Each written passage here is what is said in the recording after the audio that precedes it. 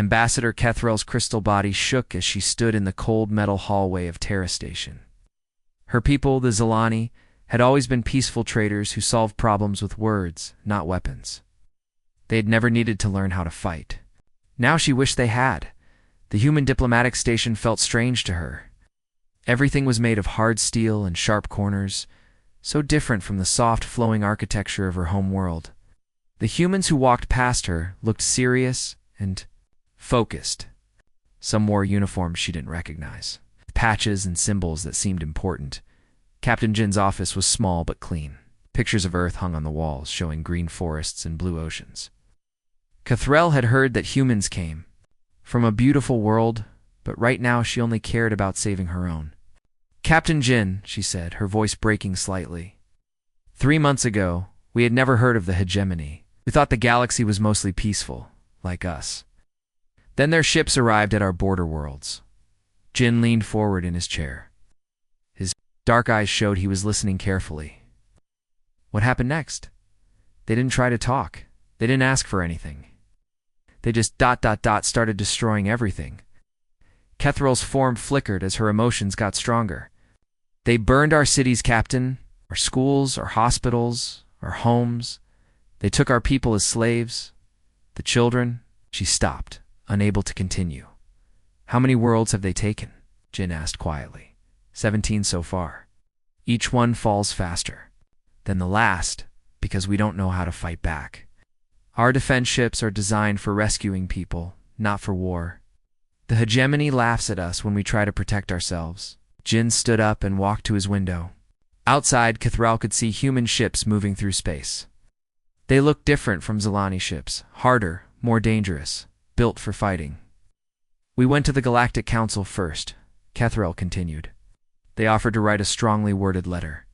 The Alterian Republic said they would think about maybe considering economic sanctions.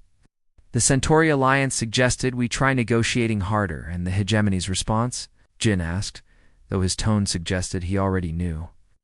They broadcast. "The destruction of Zilani Prime's capital city to the entire galaxy.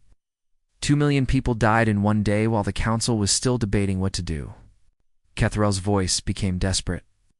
"We heard rumors about humans, that you handled threats differently," and turned back to face her. His expression was calm, but something dangerous flickered in his eyes. "Ma'am, other species in this galaxy like to talk about problems. They form committees and write reports and hold meetings. That's not how humans work." "Then how do you work? When someone threatens innocent people, we don't debate, we don't negotiate, we don't write letters." Jin's voice grew harder. "We solve the problem. Permanently." The ambassador felt a strange mix of hope and fear. "Are you saying you'll help us?"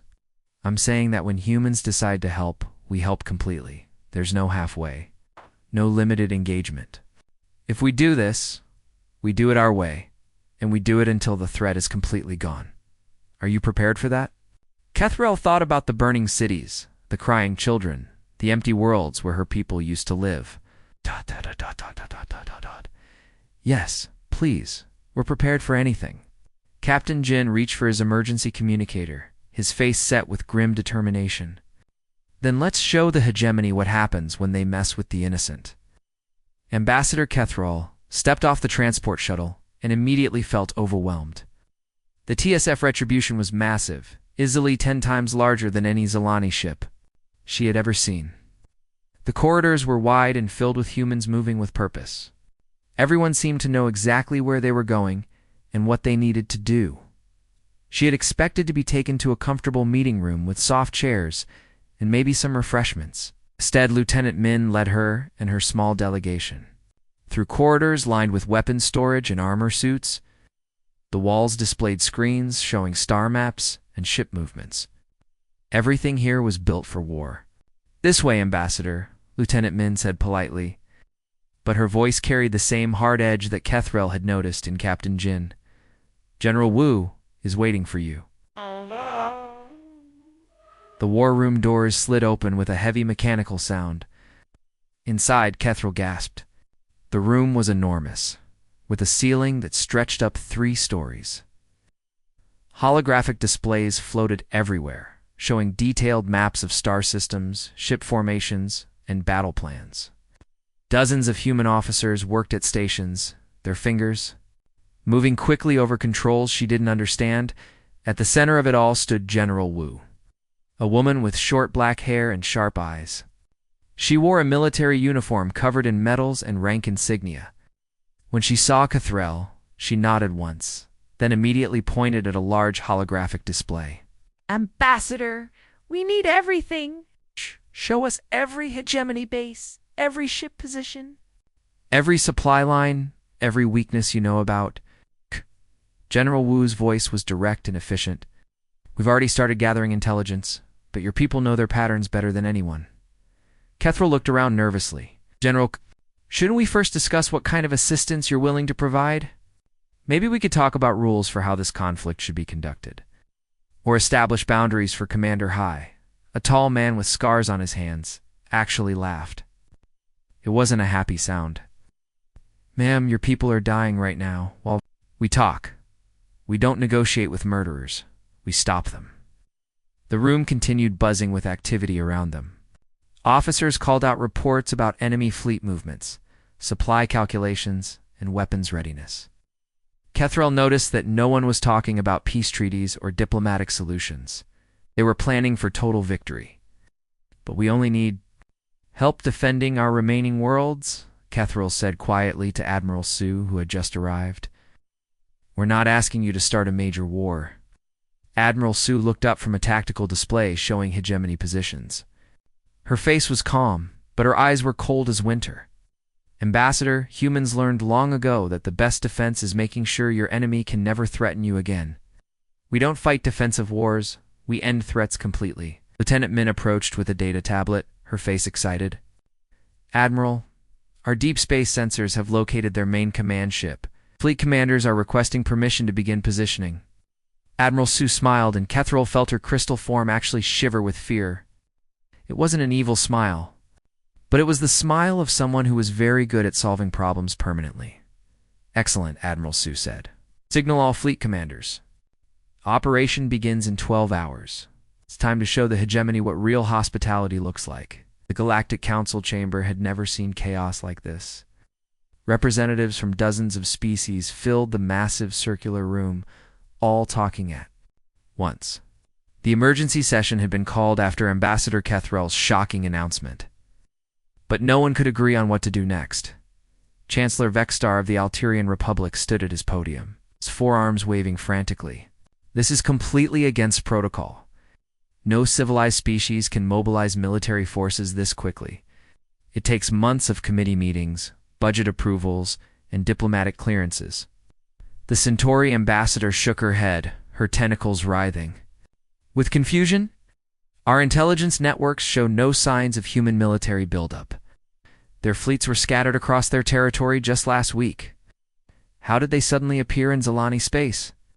On the main display screen, the impossible was happening. Human ships emerged from quantum jump points like ghosts materializing from thin air. First dozens, then hundreds, then thousands of vessels appeared across 3 different star systems. Each ship was sleek, dangerous-looking, and clearly built. For one purpose: war.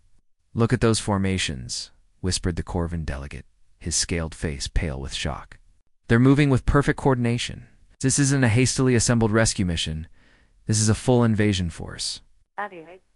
The other species had always thought humans were relatively new to galactic politics, maybe a little primitive compared to ancient civilizations like the Alterians or Centauri. Now they were watching those primitive humans deploy.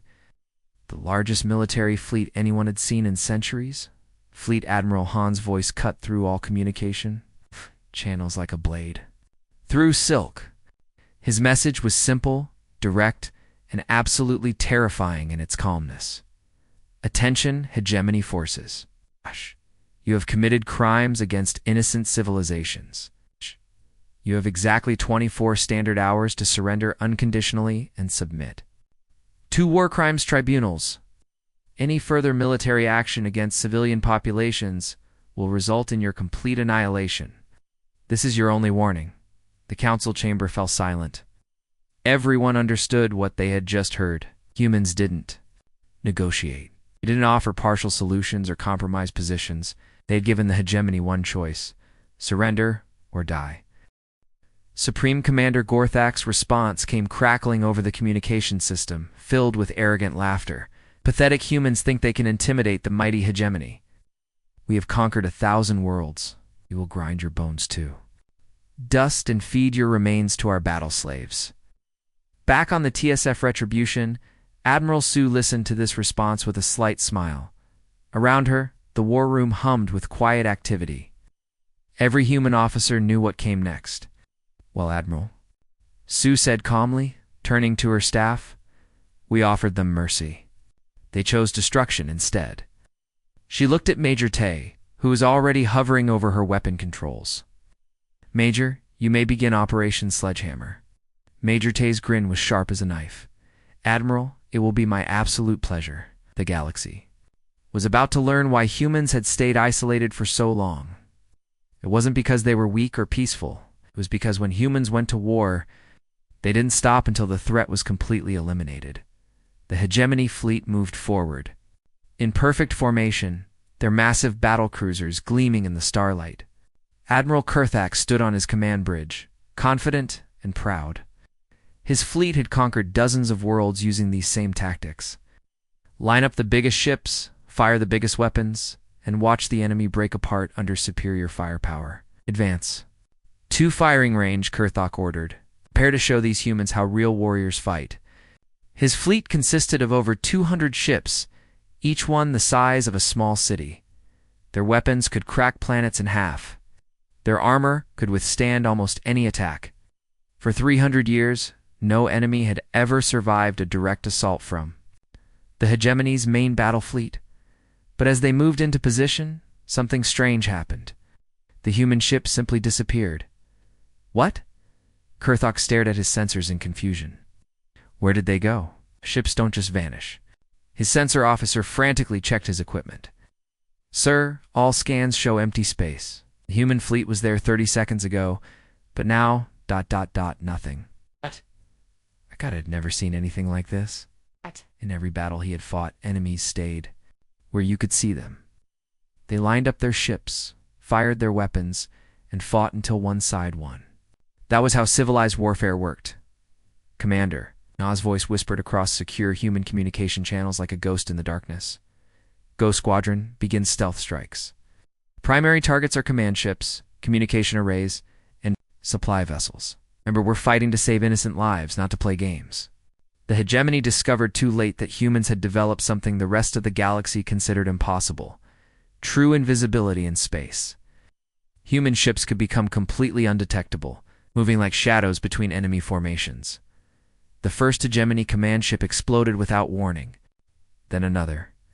Communication arrays that controlled fleet coordination suddenly went silent. Supply ships carrying fuel and ammunition disappeared in brilliant flashes of light. "This is impossible," screamed Admiral Kurthak as his flagship shuddered. "Under invisible attacks? Where are they? How are they doing this?"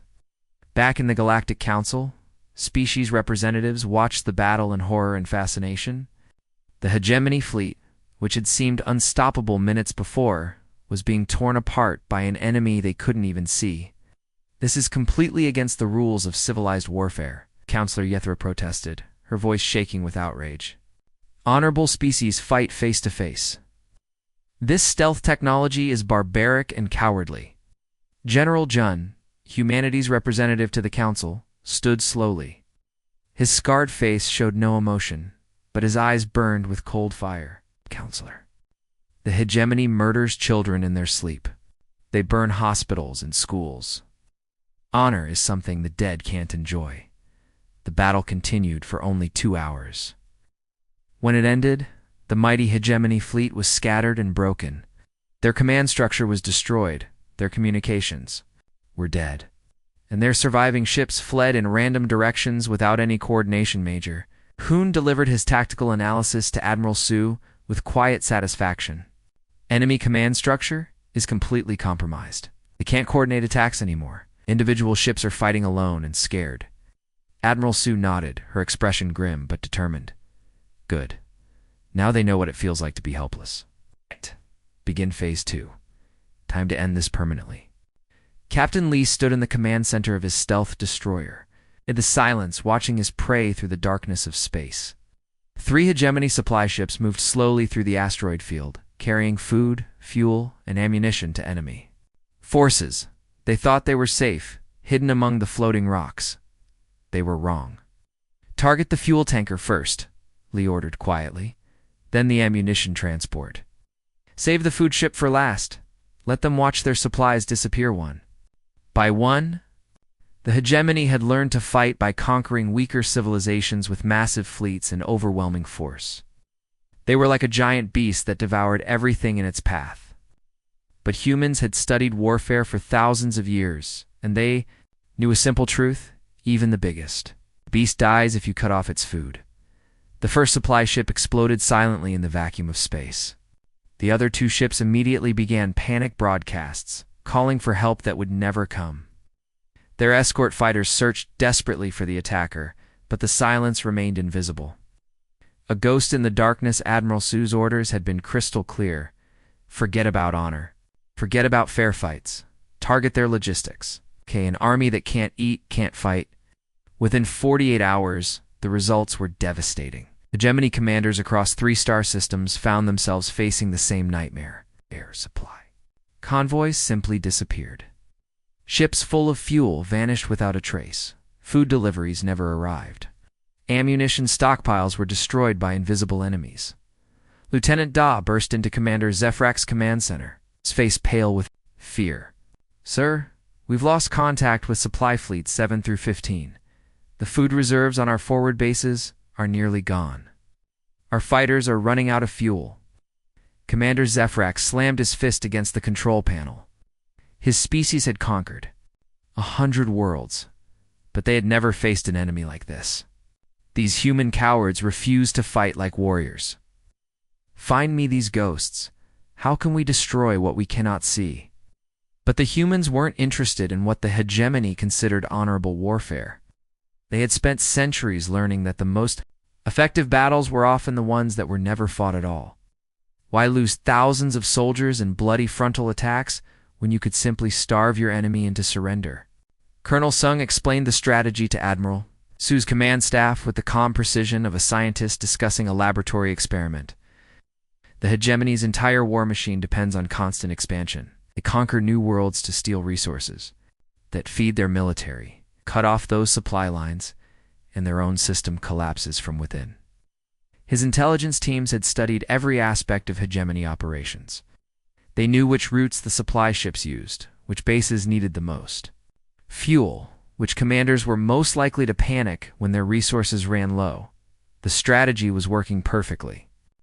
Hegemony forces, trained only for aggressive conquest, found themselves completely helpless against an enemy that refused to provide traditional targets. Instead of glorious battles, they faced the slow, systematic destruction of everything that kept their war machine running. The hegemony's situation was getting desperate. Their supply lines were cut, their fleets were scattered, and their proud military machine was falling apart piece by piece. So they made a decision that changed everything. Supreme.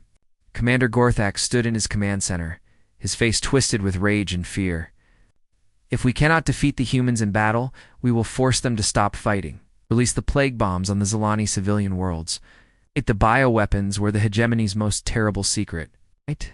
Diseases designed to kill slowly and painfully, spreading through entire populations like wildfire. They'd used them before on worlds that resisted too strongly, watching millions die in agony until the survivors begged for mercy. The first plague bomb hit a Zilani refugee camp holding 50,000 civilians. Within hours, reports of the spreading disease reached human command. The galaxy waited to see how humanity would respond. Surely even they would hesitate when faced with such horrible cruelty. Most civilized species would call for peace talks, try to negotiate, maybe threaten sanctions. Admiral Su's response came within 30 minutes, broadcast on all frequencies. Her voice was calm, cold, and absolutely terrifying in its certainty. "All units, weapons, are now free. Every hegemony military asset will be completely destroyed.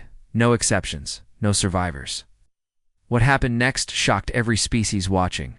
Human ships revealed weapons that had never appeared in any galactic database. Technologies that violate treaties most civilizations had signed centuries ago. Planet crackers that could shatter entire worlds. Stellar destabilizers that could make stars explode. Quantum mines that existed in multiple dimensions at once. These were weapons of complete annihilation, tools designed not just to win wars, but to erase enemies from existence. Ambassador Kethrel watched in horror from the observation deck of the Retribution as human dreadnoughts opened fire. Admiral Sue, this level of destruction. Surely this is excessive. They're just soldiers following orders. General Wu turned to face her, and Kethrel saw something in the human's eyes that made her crystal form shiver. It wasn't anger or hatred. It was the cold, methodical determination of someone solving a problem. Okay, Ambassador, they poisoned children. They chose to target innocent civilians with biological weapons. Now they face the consequences of that choice. Captain Min's massive dreadnought, the Inevitable, fired its gravitational cannons at a hegemony battle group. The weapons didn't just destroy the enemy ships, they tore them apart at the molecular level, unmaking them completely. Where proud warships had been moments before, there was only empty space. Across the battlefield, surviving hegemony commanders watched their forces disappear with weapons they had never imagined possible. Lieutenant Grakefell's voice shook as he reported to his commander, "Sir, our entire 7th Fleet just ... ceased to exist. The humans have weapons that bend space itself. Our shields are useless. Our armor means nothing." Commander Vorthak stared at his tactical display, watching red symbols disappear one by one as his forces were systematically eliminated. What kind of monsters have we awakened? How long have they been preparing for this? The answer was becoming clear to everyone watching. While the galaxy had been playing diplomatic games, humanity had been preparing for total war. Supreme Commander Gorthak knew he was finished. His mighty fleet was destroyed, his supply lines were cut, and his forces were scattered across space. But he had one last desperate move to play. "Bring me the prisoners," he ordered his guards. All of them. Within hours, thousands of captured Zilani civilians were forced onto hegemony command ships. Families who had been taken from their burning worlds. Children who had watched their parents die. Elderly Zilani who could barely walk. All of them were positioned around critical areas of the remaining hegemony vessels. "Attention human forces," Gorthok broadcast across all frequencies, his voice filled with cruel satisfaction. "Look at your sensors. See these innocent Zilani surrounding our ships? Advance 1 meter closer and they all die?" he claimed to fight. "For justice and protection of the innocent, prove it by accepting our surrender terms." The galaxy held its breath. Every species watching knew this was an impossible situation. How could anyone save hostages scattered across dozens of ships while fighting a desperate enemy? Ow. Surely the humans would have to negotiate now. They couldn't risk the lives of the very people they came to save.